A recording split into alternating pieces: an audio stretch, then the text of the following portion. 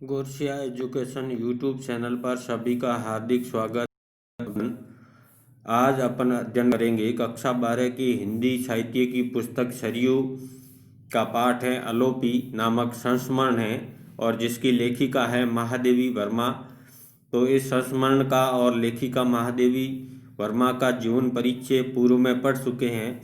अब इस पाठ के प्रश्नोत्तर जो महत्वपूर्ण है परीक्षा की दृष्टि से उनको करेंगे। एक बार मैं रिक्वेस्ट करता हूं कि जिन्होंने चैनल को सब्सक्राइब नहीं किया है चैनल को सब्सक्राइब कर लें और बेल आइकन को प्रेस कर दें ताकि नया आने वाले वीडियो का नोटिफिकेशन आपको मिल सके। प्रश्नों की शुरुआत करते हैं। पहला प्रश्न है, किसी भिखारी के प्रति सामान्य प्रतिक्रिया होती है? क्रोध, उपेक्षा, करुणा, श्रद्धा। लेखिका महादेवी वर्मा के अनुसार सामान्य भिखारी के प्रति क्रोध की भावना होती है। नेक्स्ट क्वेश्चन आता है, अंधी आंखों को आकाश की ओर उठाकर अपने पुरुषार्थ की दुहाई देने वाले अलोपी को ऐसे परंपरा के न्यायालय में प्राण दंड के अतिरिक्त और कुछ नहीं मिल सकता। लेखिका ऐसा क्यों मानती है? क्योंकि अलोपी के नेत्र नहीं थे और पुरुष होकर भी वह कुछ नहीं कर सकता था। वह नेत्र न होने के बावजूद कार्य करना चाहता था। उसने अंधी आंखों को आकाश की ओर उठाकर अपनी असमर्थता प्रकट की थी। वह जीवन से निराश होकर उनके पास आया था। तो इसका होगा वह नेत्र न होने के बावजूद भी कार्य करना चाहता था। अलोपी के चक्षु के अभाव की पूर्ति किसने की? अलोपी के चक्षु के अभाव की पूर्ति उसकी रचना ने की। रचना यहाँ पर जीव को कहा गया है। नेक्स्ट क्वेश्चन, अलोपी देवी कदाचित उस सूम के समान थी जो अपने दानी होने की ख्याति के लिए दान करता है। इन पंक्तियों के द्वारा दानदाता की किस मनोभावना पर व्यंग्य किया गया है? इस पंक्तियों द्वारा दानदाता की यश पाने की लिप्सा पर व्यंग्य किया गया है।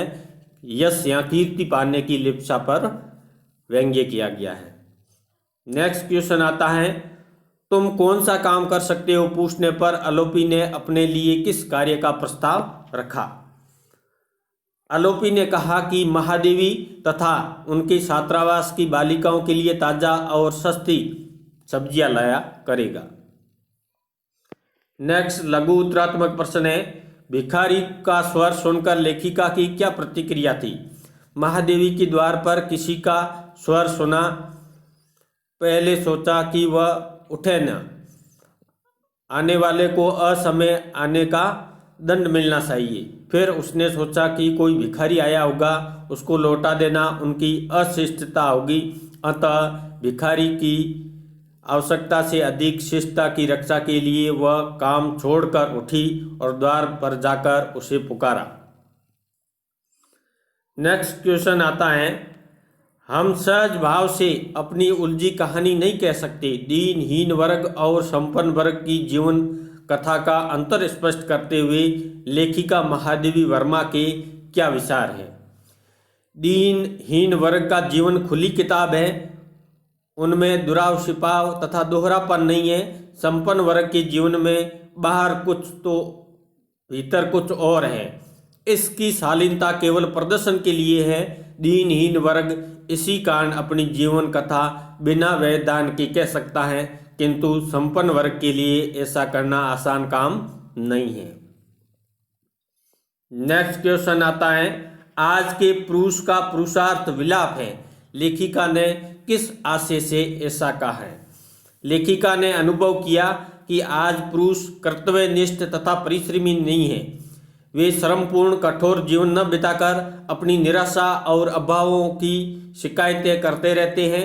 वे हर समय अपने दुर्भाग्य का रोना रोते रहते हैं। आधुनिक पुरुष की ऐसी दशा देखकर महादेवी ने रोने पीटने को उनका पुरुषार्थ बताया है। नेक्स्ट क्वेश्चन आता है, गिरा अनयन नयन बिनु पानी। लेखिका इन पंक्तियों को किस संदर्भ में ठीक मानती है? महादेवी ने नेत्रहीन अलोपी को छात्रावास में ताजा सब्जी लाने का काम सौंपा। अलोपी नेत्रहीन था, किंतु उसको वाणी का वैभव प्राप्त था। वह बालक रघु के मार्गदर्शन में नित्य छात्रावास आता था। ये दोनों छात्रावास में विनोद की केंद्र बन गई। धीरे धीरे अलोपी सबका प्रिय बन गया। नेक्स्ट क्वेश्चन आता है, लेखिका को यह विश्वास क्यों है कि अलोपी बिना भटके अपने गंतव्य तक पहुंच जाएगा? उत्तर इस प्रकार होगा। अलोपी वैशाख की एक दोपहर को अचानक महादेवी के पास आया। उसने अपने ताऊ से महादेवी छात्रावास की चर्चा सुनी थी और काम की तलाश में बिना किसी के मार्गदर्शन के यहाँ आने में सफल हुआ। अंततः महादेवी को विश्वास हो गया कि वह बिना भटके अपने गंतव्य तक पहुंच सकता है। नेक्स्ट क्वेश्चन आता है, निम्नात्मक है, बहुत महत्वपूर्ण है। नेत्रहीन अलोपी न प्रकृति के रौद्र रूप से भयभीत होता था और न सौंदर्य से बहकता था। प्रत्येक स्थिति में दृढ़ता व धैर्य से काम में संलग्न अलोपी का चरित्र चित्रण कीजिए। अलोपी नेत्रहीन है, उसको प्रकृति का न भयानक रूप दिखाई देता है, न उसका सुंदर आकर्षक रूप ही वह देख पाता है। वर्षा ऋतु में बर्फ के तूफान जैसी बरसात, कड़कड़ाती बिजली तथा गरजते बादलों में भी उंगलियों से फिसलती लाठी को कसकर पकड़े हुए तथा सिर पर सब्जियों से भरी डालियां उठाए वह महादेवी के घर पर आ पहुंचता था। शीतकाल में जब तेज सर्दी होती थी, ठिठुरने वाली ठंडी हवा बहती, तो पतला कुर्ता पहने हुए रघु के दांत बजने लगते थे और वह मिर्गी के रोगी की तरह हिलता कांपता हुआ चलता था, किंतु अलोपी अपने दांतों को कस कर बंद कर लेता था। सर्दी के कारण उसके नाखून नीले हो जाते थे तथा पैरों की उंगलियां ऐंठ जाती थी।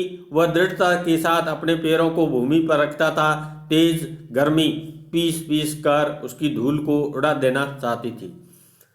लू ऐसी चलती थी तो रघु उस पर अपने पैर जल्दी जल्दी रखता था, उठाता था, परंतु अलोपी अपनी आंखें मूंद कर प्रत्येक कदम धरती पर इस प्रकार रखता था जैसे उसके हृदय का ताप नाप रहा हो। बसंत हो या होली, दशहरा हो, दीपावली, अलोपी अपना काम बिना किसी व्यवधान के परिश्रम पूर्वक करता था। दृढ़ता, कर्तव्य परायणता तथा श्रमशीलता अलोपी के चरित्रगत गुण थे। वह किसी भी अवस्था में अपने कर्तव्य से विमुख नहीं होता था। एक बार हिंदू मुस्लिम दंगों के समय सुनसान मार्ग में अपनी जान जोखिम में डालकर अलोपी ने महादेवी के घर सब्जियां पहुंचाई और अपने इस दुस्साहस के लिए उनकी डांट भी खाई। नेक्स्ट क्वेश्चन आता है निम्नात्मक, अलोपी देवी की सम्मानित करने के लिए अलोपी ने क्या किया? इसका उत्तर इस प्रकार होगा। एक बार महादेवी जी ज्वर से पीड़ित थी। वह अपने कमरे में आराम कर रही थी। सामान्य अवस्था में वह बाहर बरामदे में बैठकर काम करती थी और अलोपी से दो एक बात भी करती थी। अपने नित्य के नियम के अनुसार अलोपी बरामदे की दिशा में नमस्कार करता था। कई दिनों तक महादेवी से कोई बात न होने पर उसने सोचा कि वह नाराज हो गई है। जब उसको पता चला कि महादेवी बीमार है तो वह चिंतित हो उठा। एक दिन महादेवी को संदेश मिला कि अलोपी उनको देखना चाहता है। अलोपी आया और टटोल कर दरवाजे के पास ही बैठ गया। उसने बाहों से अपनी गीली आंखें पोंछी और अपनी पिचोरी की गांठ खोलकर एक पुड़िया निकाली। उसने अत्यंत संकोच के साथ बताया कि वह स्वयं जाकर अलोपी देवी की विभूति लाया है। इसकी एक चुटकी जीभ पर रखने तथा एक चुटकी माथे पर लगाने से सभी रोग दोष दूर हो जाते हैं। अलोपी विभूति देकर महादेवी को बताना चाहता था कि अलोपी देवी में दिव्य शक्ति है और उनकी विभूति सभी रोगों को दूर कर देती है, किंतु महादेवी की दृष्टि में अलोपी का कर्तव्य के प्रति वज्र के समान दृढ़ता तथा उसका मोम के समान कोमल हृदय ही अलोपी की दिव्यता को प्रमाणित करने के लिए पर्याप्त है। नेक्स्ट क्वेश्चन आता है, अंधे का दुख गूंगा होकर आया, अंततः सांत्वना देने वाले उसके हृदय तक पहुंचने का मार्ग ही न पा सकते थे। पंक्तियों का क्या आशय है? उत्तर इस प्रकार होगा, आलोपी ने शादी की थी, उसकी माँ इस शादी के पक्ष में नहीं थी, अतः वह अलग रहने लगी। पत्नी ने घर संभाल लिया। आलोपी का यह सुंदर संसार 6 महीने तक ही रह सका। एक दिन उसकी पत्नी उसको धोखा देकर उसकी सब जमा पूंजी समेटकर गायब हो गई। आलोपी नेत्रहीन तो था ही, किंतु मूक नहीं था। वह खूब बातें करता था। उसके शरीर में नेत्रों की जो कमी थी वह उसकी रचना ने पूरी कर दी थी, अर्थात जीव ने, वाणी ने उसकी ये कमी पूरी कर दी थी, जिससे ज्ञानेंद्रियों का संतुलन तो नहीं बन सकता, किंतु नेत्रों के अभाव की पूर्ति वह अपनी वाणी से कर लेता था। पत्नी के विश्वासघात के कारण आलोपी दुखी हो गया। उसके हृदय पर गहरा आघात लगा। अब वह पहले की तरह बोलता नहीं था, ज्यादातर चुप ही रहता था। अंदर तो वह था ही, पर गूंगा भी हो गया था। उसका दुख गूंगेपन के रूप में प्रकट हुआ था। जब कोई व्यक्ति उसको सांत्वना देना चाहता था तो आलोपी उसकी बातें चुपचाप सुनता रहता था, कोई प्रतिक्रिया प्रकट नहीं करता था। सांत्वना देने वाला यह नहीं समझ सकता था कि उसकी बातों का उसके मन पर क्या प्रभाव पड़ रहा है। वास्तविकता यह थी कि उसकी बातें आलोपी के हृदय तक पहुंचती नहीं थी। अंततः सांत्वना देने का प्रयास असफल ही रहता था। नेक्स्ट क्वेश्चन आता है, अपने अपराध से अनजान और अकारण दंड की कठोरता से अवाक बालक जैसे आलोपी के चारों ओर अंधेरी छाया घिर गई। उसने मुझे चिंतित कर दिया। आलोपी में आए इस परिवर्तन का क्या कारण था? आलोपी ने महादेवी जी के यह काम शुरू किया तो उसकी आर्थिक स्थिति अच्छी हो गई। वह एक विधवा के संपर्क में आया। उसकी वाणी में आकर्षण में पड़कर उससे विवाह कर लिया। आलोपी की माँ उसके इस विवाह के विरुद्ध थी। उस स्त्री के 2 पति पहले मर चुके थे तथा वह बहुत चालाक थी। उसकी आंखों में उसकी चालाकी दिखाई देती थी, किंतु आलोपी ने तो उसकी केवल वाणी ही सुनी थी, उसको देख तो वो सकता ही नहीं था। अपनी बात माने न होते देखकर उसकी माँ अलग रहने लगी। आलोपी की पत्नी को उसकी कमाई की चिंता रहती थी तथा वह हमेशा पैसों की बात करती थी। वह आलोपी से पूछती थी कि वह अपने गहने जमीन में कहाँ दबा कर रखे। शायद इसी बहाने वह आलोपी की गड्डी हुई कमाई के बारे में जानना चाहती थी। इस तरह 6 महीने बीते। उसकी पत्नी एक दिन उसका सारा धन समेटकर गायब हो गई। आलोपी जमीन में खुदे खड्डों को देखकर उसकी प्रतीक्षा करता रहा। फिर सब कुछ उसकी समझ में आ गया। आलोपी की पत्नी उसको छोड़कर गई थी। आलोपी यह नहीं समझ पा रहा था कि उसका अपराध क्या था, उसको ऐसा कठोर दंड क्यों मिला। यह भी उसकी समझ से बाहर था। फलतः वह मूक हो गया था। अब वह प्राय चुप ही रहता था। आलोपी माए इस परिवर्तन को देखकर महादेवी चिंतित थी। उनके आलोपी के साथ किसी अनहोनी की आशंका होने लगी। नेक्स्ट क्वेश्चन आता है, संस्मरण में चित्रमयी भाषा के प्रयोग के अंश संकलित कीजिए। जैसे चित्रों के बिंब प्रकट होते हैं ऐसे अंश संकलित करना है। आलोपी महादेवी वर्मा द्वारा रचित संस्मरण है। इसमें महादेवी जी के छात्रावास में तरकारी पहुंचाने वाले आलोपी का भव्य चित्रण हुआ है। महादेवी जी ने आलोपी का सजीव चित्र उपस्थित किया है। आलोपी शीर्षक संस्मरण में प्रयुक्त चित्रमयी भाषा के कुछ अंश निम्नलिखित है। पहला है, वैशाख नए गाय के समान अपनी अग्नि वीणा पर एक से एक लंबा आलाप लेकर संसार को विस्मित कर देना चाहता था। मेरा छोटा घर गर्मी की दृष्टि से कुम्हार का देहांती आवा बन रहा था और हवा से खुलते बंद होते खिड़की दरवाजों के कोलाहल के कारण आधुनिक कारखानों की भ्रांति उत्पन्न करता था। दूसरा अंश है, धूल के रंग के कपड़े और धूल भरे पैर तो थे ही, उस पर उसके छोटे छोटे बाल, चपटे से माथे, शिथिल पलकों की विरले वरुनियाँ, बिखरी सी भौं, सूखे पतले ओठों और कुछ ऊपरी उठी हुई ठुड्डी पर राह की गर्द की एक परत इस तरह जमा गई थी कि वह आधे सूखे क्ले मॉडल के अतिरिक्त और कुछ नहीं लगता था। नेक्स्ट अंश आता है, मूसलाधार वृष्टि जब बर्फ के तूफान की भांति उत्पन्न करती थी, बिजली जब लपटों के फव्वारों जैसी लगती थी और बादलों के गर्जन में पर्वतों के बोलने का आभास मिलता था। अगला बिंदु है, मज्जोले कद की सुगठित शरीर वाली प्रोडा देखने में साधारण सी लगी, पर उसके कंठ में ऐसा लोच और स्वर में ऐसी आत्मीयता भरा निमंत्रण था जो किसी को भी आकर्षित किए बिना नहीं रहता था, और कुछ विशेष चमकदार आंखों में चालाकी के साथ साथ ऐसी कठोरता झलकती थी। नेक्स्ट अंश आता है, उसका कुछ भरा हुआ सा कंकाल कुर्ते में से सज गया, सिर पर जब जब छापा सुशोभित होने लगा और ऊंची धोती कुछ नीचे सरक आई। इस प्रकार कुछ अन्य अंश भी हैं। अब अन्य महत्वपूर्ण प्रश्नोत्तर आते हैं इस पाठ के। महादेवी जी ने गर्मी को शांत करने के लिए किस वस्तु का उल्लेख नहीं किया है? बर्फ, खस, बिजली का पंखा, एयर कंडीशनर। तो लेखिका ने बर्फ का उल्लेख किया है, खस का भी किया है, बिजली के पंखे का भी किया है, लेकिन एयर कंडीशनर का उल्लेख नहीं किया है। मनुष्य की शिष्टता की परीक्षा होती है किसी भिखारी के घर के दरवाजे पर आने पर, किसी धनवान मित्र के आने पर, किसी धनी रिश्तेदार के आने पर, किसी नेता या मंत्री के घर आने पर। तो किसी भिखारी के घर के दरवाजे आने पर मनुष्य की शिष्टता का पता चलता है। नेक्स्ट क्वेश्चन आता है, तीसरा पहर थके यात्री के समान मानो ठहर ठहर कर बड़ा चला आ रहा था। कथन की भाषा है गद्यात्मक, काव्यात्मक, विनोदपूर्ण, व्यंग्यात्मक। तो इसमें काव्यात्मक भाषा का प्रयोग किया है। नेक्स्ट क्वेश्चन आता है, ऐसे आश्चर्य से मेरा साक्षात्कार नहीं हुआ था, महादेवी को क्या देखकर आश्चर्य हुआ?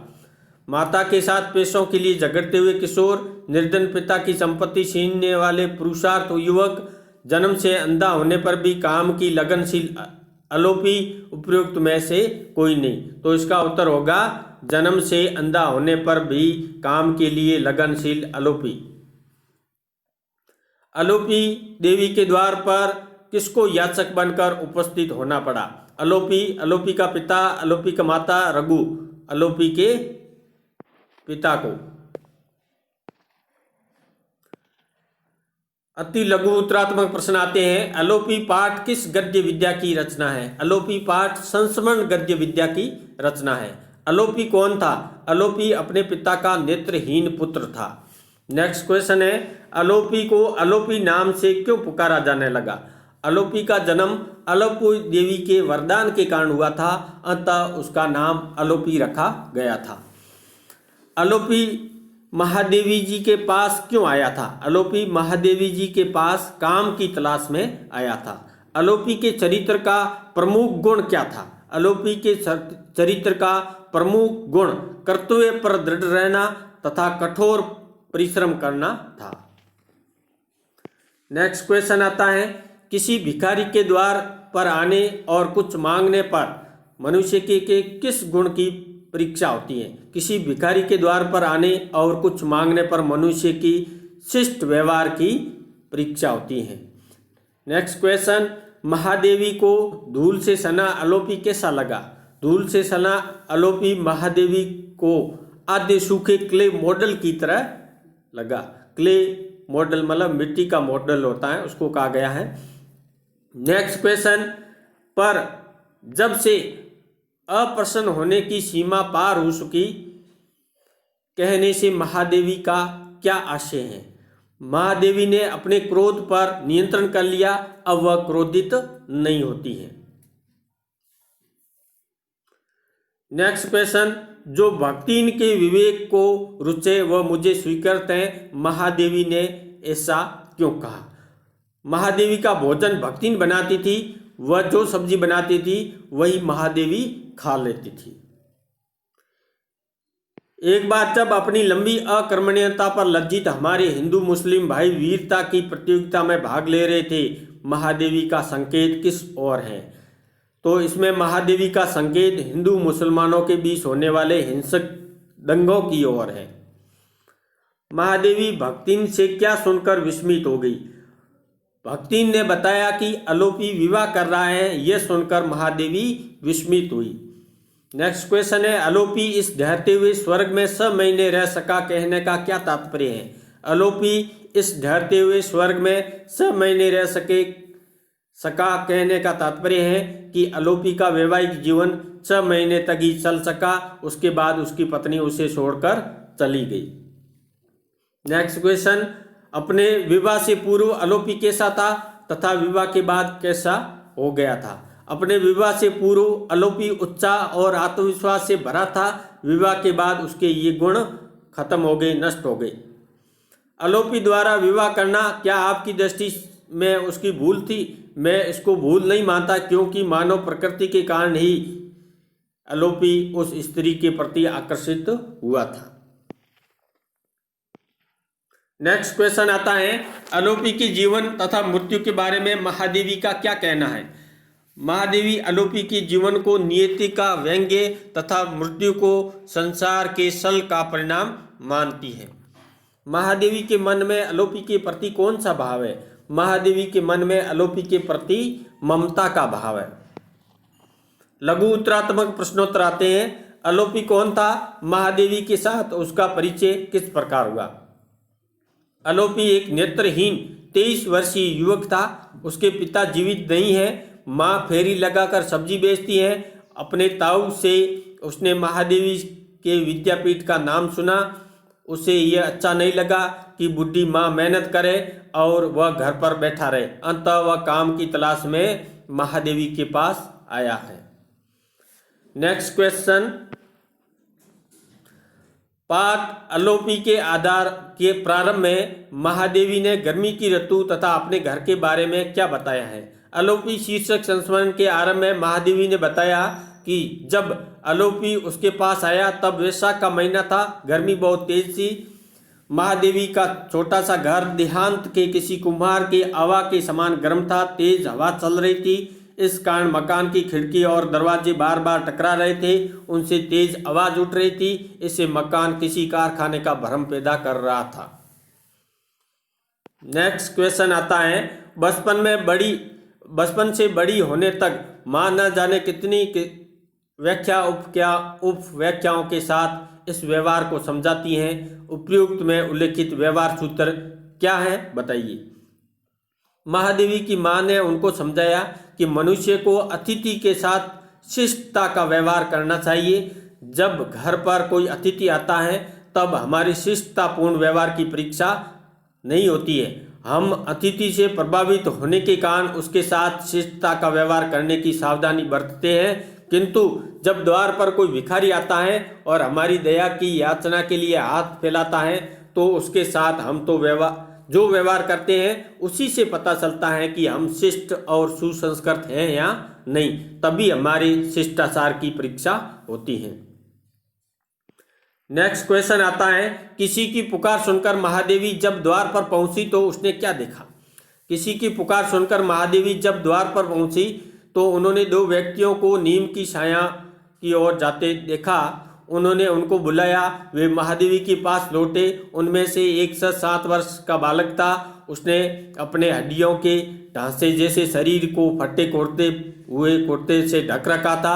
दूसरा एक कंकाल जैसा युवक था जिसने मैली बंडी तथा ऊंची धोती पहन रखी थी। लाठी का एक छोर थामे बालक आगे चल रहा था तथा उसके दूसरे छोर के सहारे युवक पीछे टटोलकर पैर आगे बढ़ा रहा था।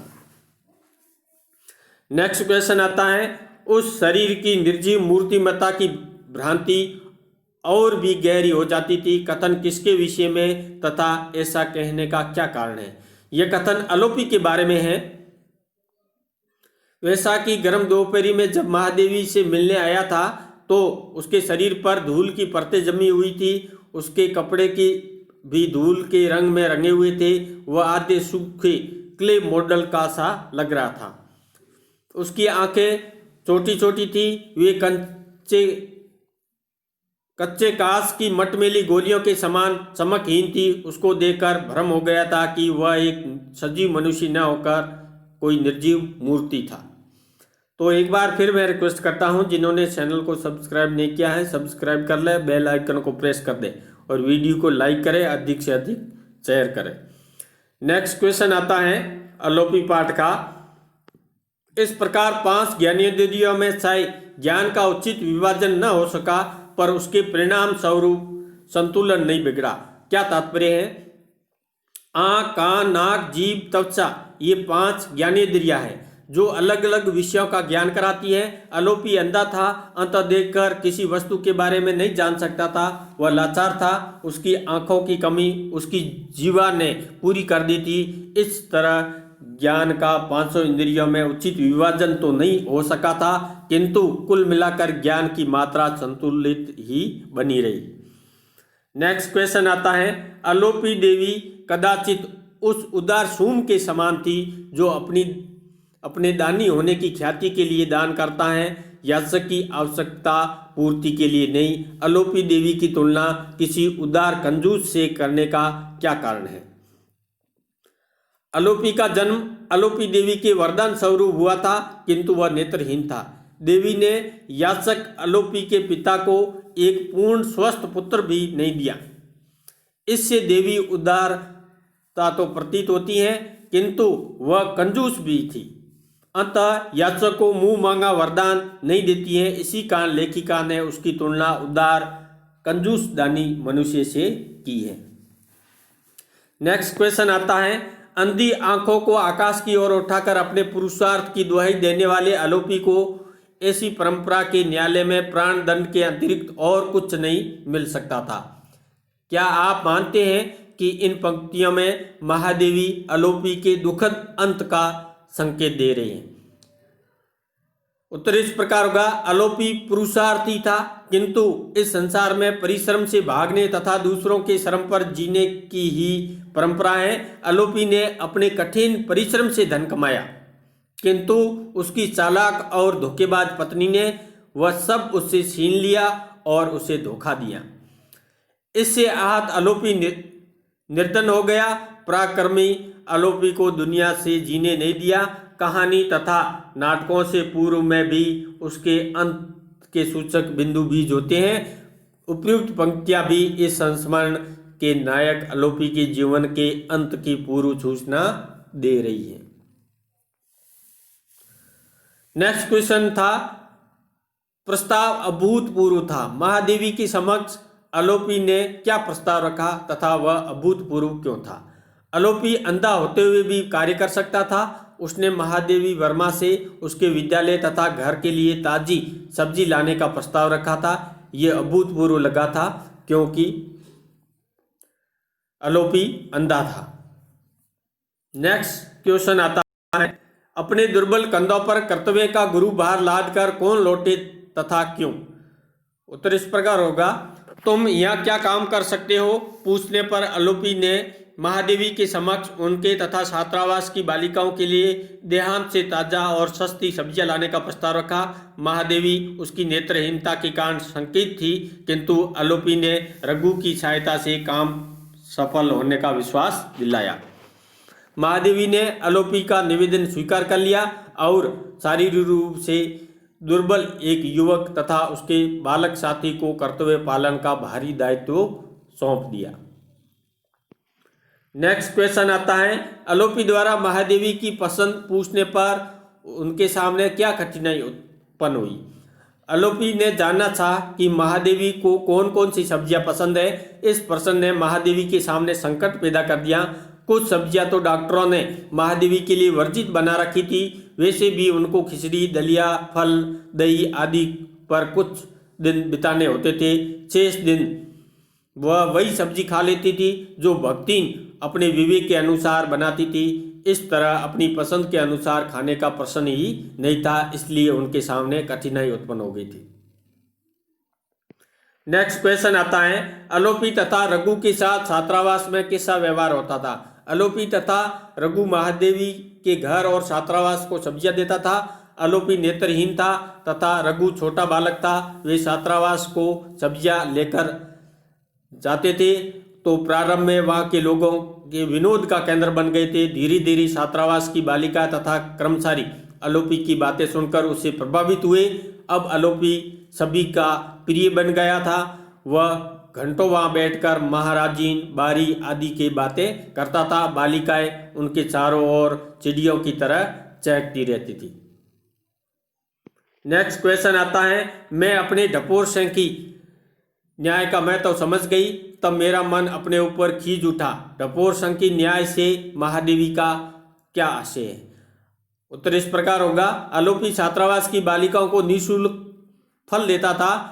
स्कूल के फल विक्रेता ने महादेवी से शिकायत की कि इससे उसको हानि होती है। महादेवी ने आलोपी से ऐसा न करने को कहा तो उसने उनके सामने अपनी लंबी सफाई रखी। महादेवी ने आलोपी को छात्राओं को निःशुल्क फल न देने को कहा था। उत्तर में आलोपी की बात सुनकर महादेवी ने उसको रोकना उचित न समझा। आलोपी फल वितरण करता था, ढपोर सिंह देने के लिए कहता है परंतु देता भी ही नहीं है।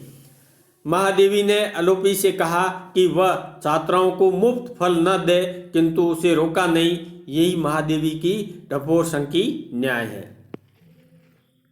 नेक्स्ट क्वेश्चन आता है, प्रकृति के स्वरूप का आलोपी पर क्या प्रभाव पड़ता था? प्रकृति के दो रूप है, एक सुंदर, दूसरा रौद्र। सुंदर रूप दर्शक को आकर्षित करता है तो रौद्र रूप उसको भयभीत करता है। आलोपी नेत्रहीन था, वह प्रकृति के किसी भी रूप को देखने में असमर्थ था। जब वह प्रकृति के रूप को देख ही नहीं सकता तो उसके सुंदर अथवा रौद्र होने का प्रभाव भी उस पर पड़ना संभव नहीं था। आलोपी पर प्रकृति के स्वरूप का कोई प्रभाव नहीं पड़ता था। नेक्स्ट क्वेश्चन आता है, वसंत हो या होली, दशहरा हो या दिवाली, आलोपी के नियम में कोई व्यतिक्रम नहीं देखा गया। आलोपी का क्या नियम था, लिखिए।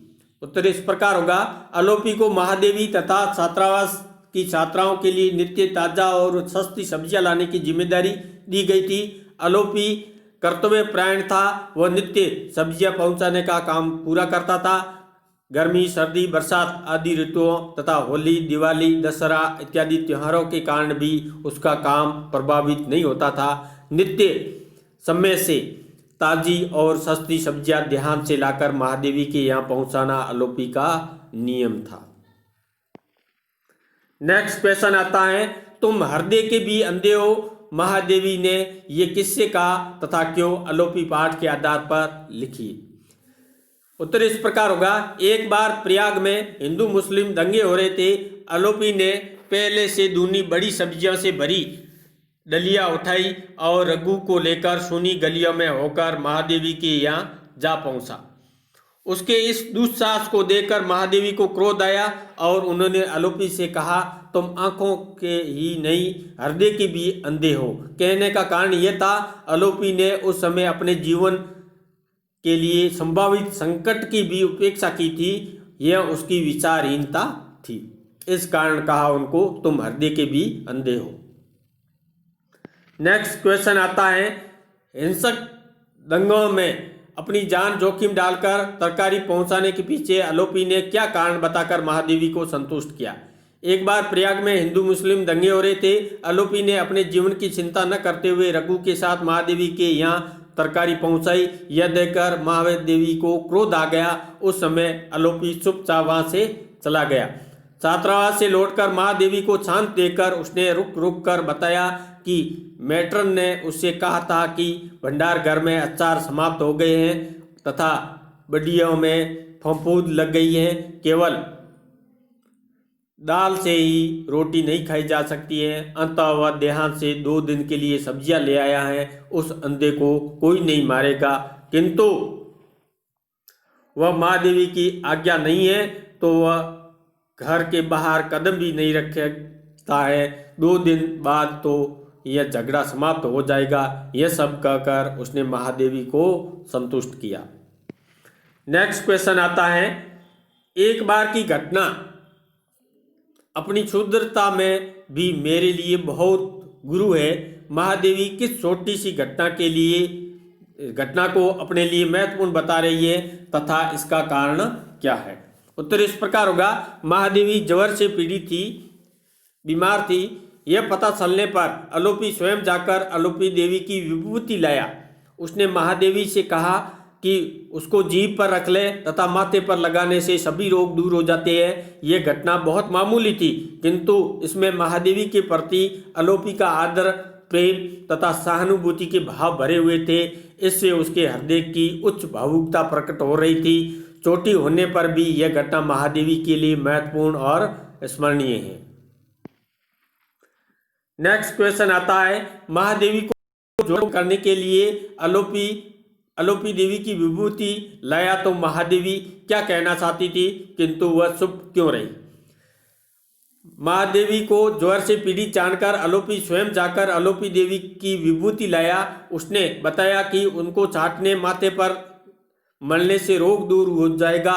महादेवी कहना चाहती थी, जब देवी आलोपी को भी अंतता से मुक्ति न दे सकी तो उनका ही क्या भला कर पाएगी, किंतु वह चुप रही। आलोपी देवी की दिव्यता का ध्यान आने पर वह कुछ नहीं बोली। नेक्स्ट क्वेश्चन आता है, महादेवी की यहाँ तरकारियां बेचने से आलोपी की संभली हुई आर्थिक दशा का क्या प्रमाण मिलता है? आलोपी संस्मरण के आधार पर लिखिए। आलोपी 3 साल से महादेवी के यहाँ सब्जियां पहुंचा रहा था। 70 रुपये मासिक से ज्यादा की सब्जियां आती थी। इससे आलोपी की आर्थिक स्थिति सुधर गई थी। वह कुर्ता धोती पहनने लगा तथा कभी कभी सिर पर साफा भी बांध लेता था। रघु ने बताया कि आलोपी की माँ उसके कमाए रुपयों को जमीन में गाड़ कर रखने लगी थी। नेक्स्ट क्वेश्चन आता है, आलोपी के अंधेरे जीवन के उपचार का विधाता ने क्या प्रबंध किया था? संस्मरण के अनुसार लिखिए। उत्तर इस प्रकार होगा, आलोपी नेत्रहीन था। उसका जीवन अंधकारपूर्ण था। उसके जीवन का अंत भी अंधकारपूर्ण ही होना था। विधाता ने इसका प्रबंध कर दिया था। एक विधवा स्त्री आलोपी के संपर्क में आई। उसके कंठ स्वर से प्रभावित होकर आलोपी ने उससे शादी कर ली। उसकी कठोर छलपूर्ण आंखों को देख नहीं पाया। वह उसका सब कुछ चुराकर उसे छोड़कर भाग गई। इस विश्वासघात ने आलोपी को बाहर भीतर से तोड़ दिया। वह जीवित न रह सका। नेक्स्ट क्वेश्चन आता है, तब भक्ति ने उसी प्रसन्न मुद्रा में मेरी ओर देखा जिससे भीष्म ने रथ का पहिया ले दौड़ने वाले कृष्ण को देखा। भीष्म और कृष्ण की इस कथा के बारे में संक्षेप में लिखिए। महाभारत का युद्ध चल रहा था। श्री कृष्ण की प्रतिज्ञा थी कि वह स्वयं शस्त्र नहीं उठाएंगे। भीष्म कौरवों के साथ थे और कृष्ण पांडवों के। भीष्म श्री कृष्ण के भक्त थे। उनकी प्रतिज्ञा का मान रखने के लिए श्री कृष्ण एक रथ का पहिया उठाकर उनकी ओर दौड़ पड़े तो भीष्म की प्रसन्नता का ठिकाना न रहा। आलोपी शादी कर रहा था। यह सुनकर महादेवी ने जब आश्चर्य से क्या कहा तो भक्तिन को महादेवी द्वारा अपनी उपेक्षा करने की अद्भुत आदत टूटते देखकर वैसे ही प्रसन्नता हुई। आलोपी के इस ढहते हुए स्वर्ग में 6 महीने रह सका। इस भक्ति का आशीष कीजिए। आलोपी ने शादी तो कर ली, किंतु उसका वैवाहिक जीवन 6 माह तक ही चल सका। उसकी पत्नी ने उसका संग्रहित धन समेटा और उसको धोखा देकर वहां से भाग गई। जमीन में खुदे गड्ढों को टटोलकर आलोपी कुछ दिन तक उसके लौटने की प्रतीक्षा करता रहा, परंतु सत्य को जानकर अंत में वह टूट गया। नेक्स्ट क्वेश्चन आता है, आलोपी ने अपना पैसा चुराकर भागने वाली पत्नी की सूचना पुलिस को क्यों नहीं दी? आपकी दृष्टि में क्या यह उचित था? आलोपी की पत्नी उसका रुपया चुराकर भाग गई थी। लोगों ने सलाह दी कि वह पुलिस को सूचना दे। आलोपी ने ऐसा करने से मना कर दिया। उसने निराशा किंतु शांति के साथ कहा, अपनी स्त्री की हुलिया लिखाकर उसको पकड़कर बुलवाना नीचता का काम है। यह आलोपी की उदारता हो सकती है, किंतु इससे अपराधी को प्रश्रय मिलता है। मेरी दृष्टि से ये उचित नहीं है। नेक्स्ट क्वेश्चन आता है, यह सत्य होने पर भी कल्पना जैसा जान पड़ता है। इस कथन में कौन से सत्य को उल्लेख किया है जो कल्पना जैसा जान पड़ता है? उत्तर इस प्रकार होगा, आलोपी साहसी, पराक्रमी, कठोर परिश्रमी था। वह सब्जियों से भरी डलिया सिर पर उठाकर संतुलन बनाकर चल देता था। जब उसकी पत्नी उसको धोखा देकर चली गई तो आलोपी को गहरा आघात लगा। उसके सब साहस और संपूर्ण विश्वास तथा समस्त आत्मविश्वास को संसार का एक विश्वासघात निगल गया। यह सत्य बात है, किंतु कल्पना के समान लगती है। तो विद्यार्थियों, आपको ये वीडियो लंबा जरूर लगा होगा, लेकिन परीक्षा की दृष्टि से ये प्रश्न बहुत ही महत्वपूर्ण है। इनको अच्छी तरह से पढ़ ले, समझ ले। नेक्स्ट क्वेश्चन आता है, महादेवी के यहाँ आलोपी अंतिम बार कब आया? उसके वहां आने पर जो दशा थी उसका अपने शब्दों में वर्णन कीजिए। पत्नी के विश्वासघात से यद्यपि आलोपी आहत हुआ था, किंतु कुछ दिन बाद वह अपने काम पर आने लगा। दशहरे के अवकाश के कारण महादेवी घर पर ही थी, अतः आलोपी अंतिम बार उनके पास आया था। तरकारियां लेकर वह शाम तक मेस में बैठा रहा। कभी वह ममता के साथ तराजू को छूता था, कभी पूंछी की पीठ को स्नेह से सहलाता था, कभी छोटी बालिकाओं को छिड़ाता था। उसने महादेवी की पालतू कुतिया के झुरमुरे तथा हिरनी छोना को मूली के पत्ते खिलाए। शाम होने पर उसने महादेवी के बरामदे को नमस्कार किया और चला गया। वह फिर कभी नहीं लौटा। नेक्स्ट क्वेश्चन आता है, महादेवी ने आलोपी को भुलाने का प्रयास किया, किंतु वह ऐसा करने में सफल हुई? यदि नहीं तो इसका क्या कारण था? रघु ने आलोपी के चले जाने का समाचार महादेवी को दिया। महादेवी ने आलोपी को भुलाने का प्रयास किया, किंतु उनको इसमें सफलता नहीं मिली। आज भी वह द्वार की ओर देखती हैं तो वहाँ उनको एक छाया मूर्ति दिखाई देती है। धीरे धीरे उनका मुख पर दो धुंधली आंखें तथा आंसू की लकीरों वाले गाल उनको स्पष्ट दिखाई देते हैं। महादेवी अपनी आंखें मल कर देखती हैं। महादेवी को आलोपी के प्रति गहरी ममता उनको उसे भूलने नहीं देती है। नेक्स्ट क्वेश्चन आता है, आलोपी संस्मरण की प्रमुख विशेषताओं का उल्लेख कीजिए। आलोपी एक रेखा चित्रनुमा संस्मरण है। इसमें आलोपी के सुख दुख गुणों का सजीव चित्रण हुआ है। महादेवी ने संकेतात्मक साहित्यिक भाषा में आलोपी का सफल चित्र अंकित किया है। महादेवी की कल्पना का संग पाकर आलोपी का चित्र सजीव हो उठा है। आलोपी महादेवी की एक श्रेष्ठ और प्रभावशाली संस्मरणात्मक रचना है। धन्यवाद विद्यार्थियों। आपको वीडियो ये कैसा लगा कमेंट्स बॉक्स में कमेंट्स करें और लाइक करें, शेयर करें। Thank you.